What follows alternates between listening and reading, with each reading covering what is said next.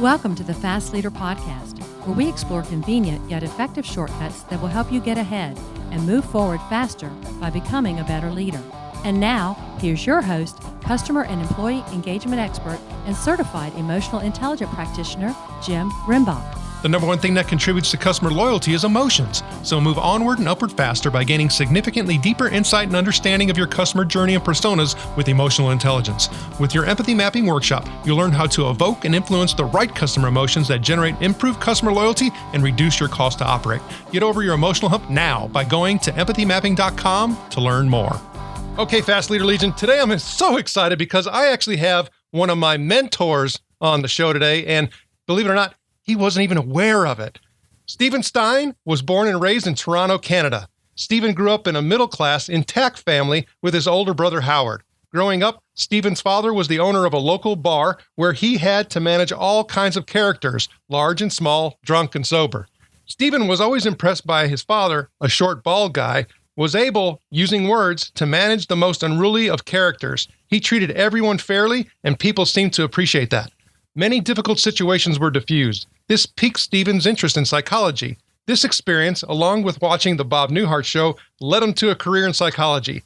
Steven started out as a regular clinical psychologist working with difficult adolescents in a major mental health center. But he found that many of the tough kids he dealt with didn't like being psychologically tested as part of their treatment. Around that time, two other Steves in California invented something called the microcomputer at a place called Apple. Dr. Steve wanted to see if putting the psych tests on one of these new computers would make a difference. And it did, and the rest is history. Dr. Steve decided to set up a company and publish psych tests on a computer and in the old-fashioned way. The tools his company has developed has helped millions of kids and adults get proper treatment for ADHD, autism, and other child disorders. His company has helped hundreds of thousands of offenders get appropriate levels of service in the justice system. His workplace tools, such as the Emotional Quotient Inventory 2.0, has helped millions of people at work improve their performance, learn about their strengths and weaknesses, and become better leaders. He is the author of 5 books, including his latest being The EQ Leader. Dr. Stein currently lives with his wife, Rodine, in Toronto, Canada, and he has 2 daughters and 2 wonderful grandchildren. Dr. Steven Stein, are you ready to help us get over the hump? I'm ready to help you get over the hump, Jim. I'm glad you're here. Now, I've given our listeners a little bit about you, but can you tell us what your current passion is so that we can get to know you even better? Well, one of my current passions, as you probably know, is the whole leadership enterprise. And for the last couple of years, I've really been focused on trying to understand leadership, what makes a good leader, what makes a bad leader, and, what's the problem in the world today that we can't get the kinds of leaders that we all know that we want. I think you bring up a really good point is why can't we get this? Because, one of the reasons, and I've shared this on other episodes, that, I myself became certified in emotional intelligence through your company, MHS, is because of the wealth of empirical evidence associated into the things that actually help people to become more emotionally intelligent and then therefore become a better leader. So the data is all over the place. And it's pretty concrete. We shouldn't even be debating this anymore as far as what helps people become a better leader, but yet we struggle like crazy. Why is that? It's hard to understand. I guess some people, misequate leadership. They think it's power, or they think it's prestige, or, all kinds of narcissistic reasons behind why they want to become leaders. And unfortunately, there are enough people who get sucked in by that and follow those people, or at least get those people into positions of power. And then we look around us and say, oh my God, what happened? So when we start thinking about, the societal influences, and when we start thinking about the pressures and the things that we know about, how all of that can actually impact our IQ, right? So, when we're focused, so when we're trying to focus on something, we're under great pressure, our IQ drops. Well, we know our EQ is probably going to drop along with it if we don't have the right behaviors and practices in place. So one thing I do like about, your tool is that, hey, I can at least identify where I have opportunities to, get better and learn more. But still, doesn't it come down to practicing? Absolutely. And you're quite right. The first step is really understanding. We often go into training or different kinds of development programs just starting from anywhere. But the fact is, we all have a certain amount of each of these variables or factors that we measure in emotional intelligence. So we have to start off by being self-aware. We have to know what our own strengths and weaknesses are. Once we come to that, we have a good understanding of where we stand, then you're absolutely right. It's all about practicing. It's not the kind of thing you just read a book or get a lecture in school about. You've got to go out and do. You got to behave. You got to try empathizing. You got to try developing your interpersonal skills. You got to be out in the real world doing these things. Yeah, I think that's a good point. There was I guess a roundtable discussion that I was part of with a group, and people started talking about the things that they were doing in order to make themselves more aware and try to be more mindful. But when I started hearing about all these things, for me, it's like, okay, every single things that people were talking about was really at arm's length. Okay, I watch videos, I read books, but to me, it really has to be experiential. I have to touch it, I have to smell it, and I have to, really be next to it instead of seeing it from far away. Absolutely. It's all about that direct experience. When we were kids, that's all we knew, right? When we would play sports or where I came from, we played hockey and maybe baseball. And when we had an altercation or some kind of issue, we had to get out there and sort it out, person to person in front of each other. And that's how we learned how to deal with people and manage other people. That doesn't happen as much today with kids. That's a really good point. For me, growing up in the south side of Chicago, the way that we often settled things at that young age, because we couldn't necessarily, communicate effectively, was with our fists. And today it's like, no, they're not allowed to fight. But I think for me, I know many, many times where I would get into an altercation, I'd get my nose bloodied or my, lip split, or I'd do it to somebody else. And the next day we were out having a great time together. And you knew it was something you didn't want to do again. Once you experience that, you say, well, wait a minute. Are there ways we can avoid this? Are there alternative, that we can get along? And that's a learning experience. So when I started looking at the book, your latest book, The EQ Leader, and, for me, of course, I'm aware of the 15 components associated with the EQI 2.0 model. I think you were kind of really trying to make that jump to the next level as far as applying it. And you talk about 4 pillars of EI that people really need to cultivate and try to improve.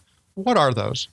So the 4 pillars we learned from, and it's basically research-based, looking at thousands of leaders around the world. So this is pretty international work that we've done. So the 4 pillars, the first one we call authenticity, which means you have to be believable. You have to be honest. You got to be truthful. If people see through you, if they think you're faking it or putting them on, you're not going to be an effective leader. You're eliminated right off the bat.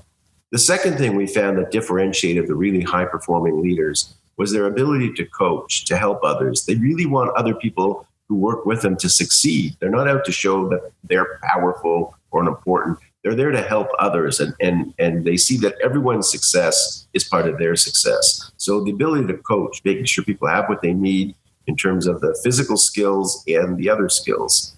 And the third area we call insight. And insight is really the ability to establish a purpose. Like, why are we here? Why are we doing the work that we're doing? And your ability to communicate that purpose in a meaningful way so that everybody gets on board and everybody knows what we stand for. And in some way, we're bettering the world. And the fourth and final one that differentiated the really high-performing leaders was innovation. You have to be willing to take risks. You have to be willing to try new things, to sort of get out of the box. Those leaders were the ones who were outstanding in terms of their ability to perform and engage the people who work with them. So when I start, looking at these 4 pillars, I start thinking about, having individuals as part of an organization and creating, a more emotionally intelligent organization.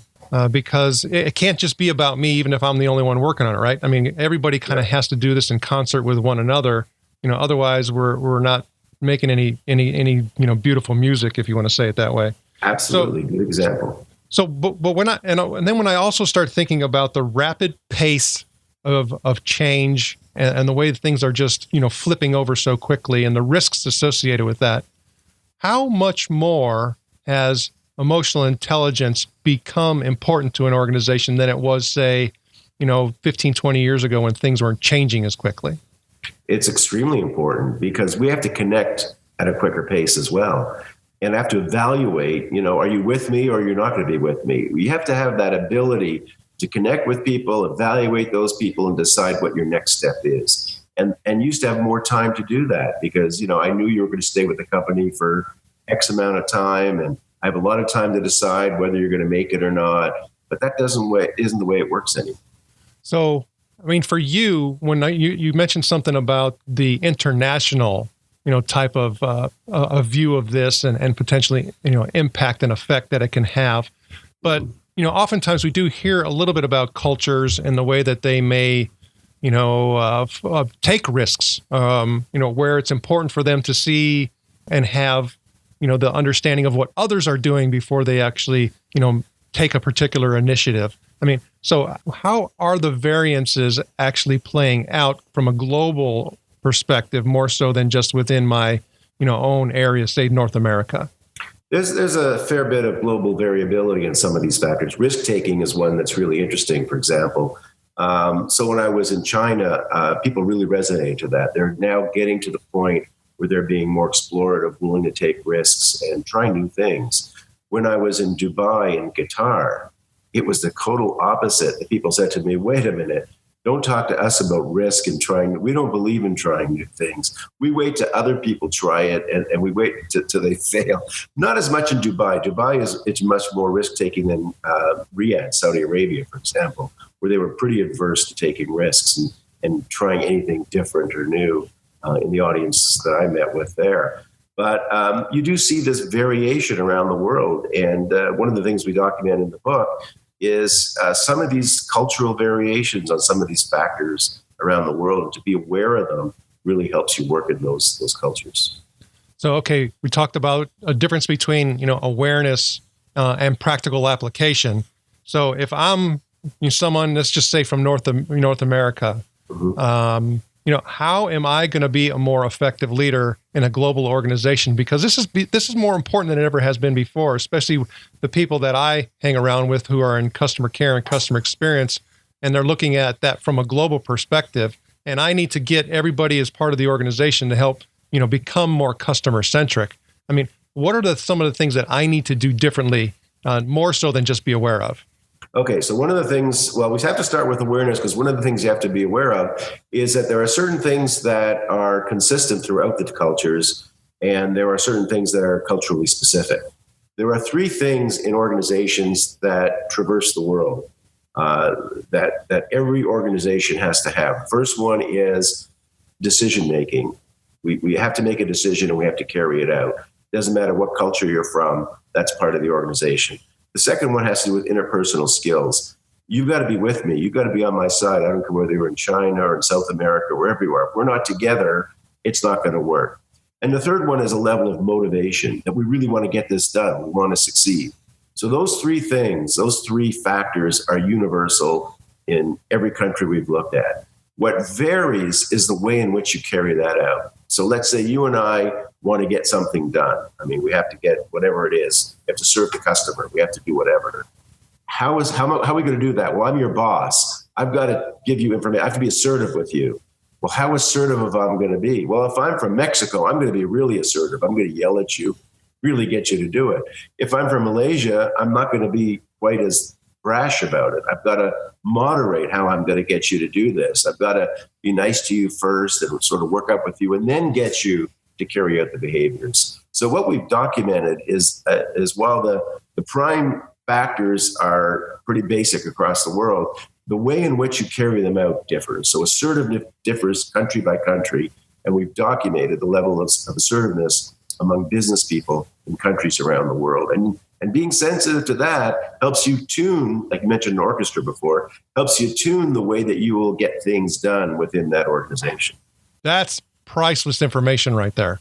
One of the things that I always talk to people about that are trying to, affect and impact change, whether it's, up or down or sideways in their organization is I tell them, I said, you know what, you need to actually start putting together a dossier on individuals, and knowing how that you need to go about do those things in order to get things done. Some people I can be more assertive with and I can push. Others I can't do that with. And you have to be the adaptive one and not expect them the ones to adapt to you. Right. There were organizations I visited, one very large organization in Mexico, for example, where they actually had the person's EQI profile, their 3 strengths and 3 challenges on their personnel file. So when they worked with that person, when they did their performance reviews, exactly what you're saying, they knew how to approach that individual and they knew the areas they were working on, the challenges they had, whether it was being more self-aware, when they know how you are when you affect other people, whether they're not being assertive enough, whatever it was, they were able to relate on that level with each employee. That's priceless. Another thing that's priceless, especially on the Fast Leader Show, is some of the quotes that some of our guests bring to the table, because they help point us in the right direction, really maybe help us be more, a little bit more mindful and give us more energy. And I know with your wealth and experience, you probably have literally thousands, that you've come across. But is there one or two that kind of stands out for you that you can share? 1 or 2 quotes. Boy, I didn't think of that. Well, I mean, there's the classic, do unto others as you would have them do unto you. I mean, one of the main things I believe in business is fairness. And you get back, what you give. And I think that's kind of an important aspect of it. We find as leaders, many leaders wonder why people aren't engaged or why, this doesn't happen or things aren't happening the way they want to. Well, you got to look at yourself. You got to be inward bound and looking at how you are approaching the people around you. So to me, that's a big, important aspect of leadership and something you can maybe quote out of leadership. You give you get what you give in terms of your ability to reach others. That's one of the things I share with my kids all the time, especially when they're being nasty. I'm like, do you want to be loved and feel it? Then quit being nasty. Right. Because you got to give love to get it. Okay. So, when I start thinking about, what you've been able to do with MHS, and I start thinking about having to get over a whole lot of different humps, as well as, just from a personal perspective, we have to go over them too, but they kind of help us be where we are today because, they teach us a lot. Is there a story that you can share when you've had to get over the hump? We've had to get over many humps. So MHS is I think it's 36 years old at this point. And we started in our basement, my wife and I, doing this kind of as a hobby, but we set it up as a company. And it continued to grow. And the kind of humps you get, some of the usual humps in terms of financing and finding customers and skills. But I think one of the big humps as you evolve, and we've evolved, I mean, we now employ 170 people, I'm told, by my HR people. So we've evolved pretty good, and we have offices in Europe and the US and Canada. We've expanded a lot. But to evolve is to understand where you are as a leader and what your role is as a leader. Many entrepreneurs, people who start companies, have a difficult time letting go. They like to control. They like to be in charge of everything. And I find that it's hard to grow or be successful if you're that kind of a leader. What was important for me as a leader is to learn how to let go of certain areas, is to learn how to generally hire people who are smarter than me to do things. And if you met some of my senior staff, you'd know exactly what I'm talking about. I said this, we were at a meeting of CEOs, one of the CEO groups, and I had some of my senior people there, and I did an introduction or whatever, but then had them present. And by the end of it, all these CEOs came up to me and says, yeah, I see what you mean. You got some really smart people working for you. I said, that's right. And I can kind of fade out a bit. So that's been one of the big humps in terms of making a business grow and making it successful, to really get the right people in the right place at the right time and nurture those people. Well, I know when I start thinking about emotional intelligence, and I've been carrying this banner for a couple of years now. And actually, when I stop and think about it, I was carrying it a lot longer, just didn't have the certification of MHS behind me. And so I still, talking about what we were talking about a moment ago, there's a lot of work to do. Yes, we keep wanting, better leaders, and there's a huge, opportunity there. But when I start thinking about all the goals and all the things that you have on your plate, along with that one, I mean, what's one of them? One of my goals, one of my big goals is to really, to see emotional intelligence integrated in so many areas of our life. I mean, lately, I've been doing a lot of work in the area of entertainment, and I'm about to do some work in the sports world. So those are two areas that I personally want to get involved in the use of emotional intelligence. But I also want to see it in the mainstream areas that we started with, which is in the corporate world, leadership, all those kinds of things. But, I have a lot of people working in those areas right now. And for me, I'm having a lot of fun in sports and entertainment. And the Fast Leader Legion wishes you the very best. Now, before we move on, let's get a quick word from our sponsor. An Even Better Place to Work is an easy-to-use solution that gives you a continuous diagnostic on employee engagement along with integrated activities that will improve employee engagement and leadership skills in everyone. Using this award-winning solution is guaranteed to create motivated, productive, and loyal employees who have great work relationships with their colleagues and your customers. To learn more about an Even Better Place to Work, visit beyondmorale.com/better. All right, here we go, Fast Leader Legion. It's time for the Hump Day Hoedown. Okay, Stephen, the Hump Day Hoedown is a part of our show where you give us good insights fast. So I'm going to ask you several questions, and your job is to give us robust yet rapid responses that are going to help us move onward and upward faster. Dr. Stephen Stein, are you ready to hoe down? I'm ready to hoe down. All right. So what do you think is holding you back from being an even better leader today? What's holding me back? I'm being held back because I don't have enough time to do all the things I want to do. What is the best leadership advice you have ever received? The best leadership advice I've received is to listen, and then listen some more. What is one of your secrets that you believe contributes to your success? I've learned to be patient and to listen to other people and to use the information that I glean. What do you feel is one of your best tools that helps you lead in business or life? Oh, my ability to listen to other people and feedback what I think makes sense in terms of what I've learned in my experience to them. What would be one book that you'd recommend to our listeners? And it could be from any genre. And of course, we'll put a link on your show notes page to the EQ Leader. Other than the EQ Edge, one of the books I've always loved was From Good to Great by Jim Collins. Okay, Fast Leader listeners, you can find links to that and other bonus information from today's show by going to fastleader.net/Stephen Stein. Okay, Dr. Stein, this is my last Hump Day Hoedown question. Imagine you were given the opportunity to go back to the age of 25. And you've been given the opportunity to take the knowledge and skills that you have now back with you. But you can't take everything back. You can only choose one. So what skill or piece of knowledge would you take back with you, and why? Well, the skill, if emotional intelligence is one skill, that's the one I would take. But if it's multiple skills and I had to pick from those skills, which one would I take? That is such a hard question. Probably the self-awareness one, to really understand myself and what my needs are, what my strengths and weaknesses are. If I understood that when I was 25, I probably would have developed a lot more quickly in the areas that I needed to develop. Dr. Stein, it was an honor to spend time with you today. Can you please share with the Fast Leader Legion how they can connect with you? Sure, absolutely, Jim. It's been great to be with you. They can find me at drstephenstein.com or at the mhs.com website. Dr. Stephen Stein, thank you for sharing your knowledge and wisdom. The Fast Leader Legion honors you and thanks you for helping us get over the hump.